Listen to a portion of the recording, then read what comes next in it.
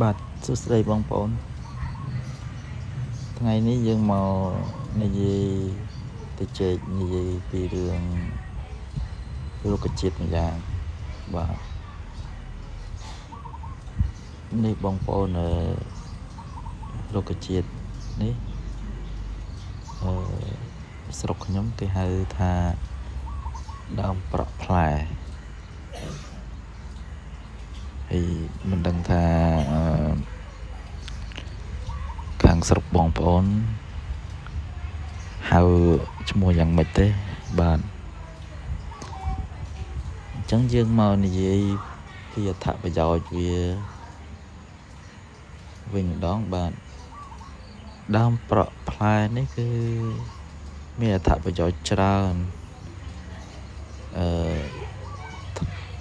គឺជាឱសថបុរាណដែលព្យាបាលជំងឺច្រើនមុខបាទហើយជំងឺច្រើនមុខនៅថ្នាក់បើសិនជានេះខ្ញុំអត់ដឹងអស់ទេបាទព្រោះខ្ញុំបានដឹងខ្លះតែខ្ញុំបានដឹងខ្ញុំរៀបរាប់ប្រាប់បងប្អូនដើមប្រក់ផ្លែនេះគឺជួយជំងឺដូចជាយើងអាចយកវាមកបិទជំងឺបានមានស្នាមរបួសដែលមុតលើរាងកាយយើងហ្នឹងហើយមួយទៀតគឺបោសបងប្អូនខ្ញុំប្រើខ្លួនឯងផ្ទាល់តែម្ដងបាទអនុវត្តខ្លួនឯងផ្ទាល់ពីក្មេងខ្ញុំកើតបោសខ្ញុំយកតែដើមប្រក់ផ្លែហ្នឹងបងប្អូនយកមកធ្វើជាឱសថយកមកបុកវាឲ្យម៉ត់រួចបិទនៅមុខបោសហ្នឹងមុខបោសដើមប្រក់ផ្លែហ្នឹងវាបឺតជាតិខ្ទុះបងប្អូនតែមកយប់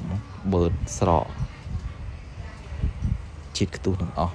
តែម្ដងបងប្អូនបើមិនជឿបងប្អូនសាកមើលទៅបងប្អូនព្រោះខ្ញុំធ្លាប់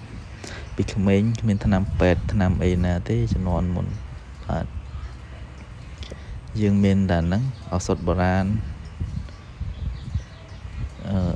សម័យកៅជាងបងប្អូនខ្ញុំបិទតាមចាស់ពីដើមគាត់ប្រាប់មកយើងធ្វើតគ្នាមកប៉ុន្តែប្រសិទ្ធភាពរបស់វាគឺឲ្យផលមែនបងប្អូនគឺជាបងប្អូនបឺតខ្ទុះ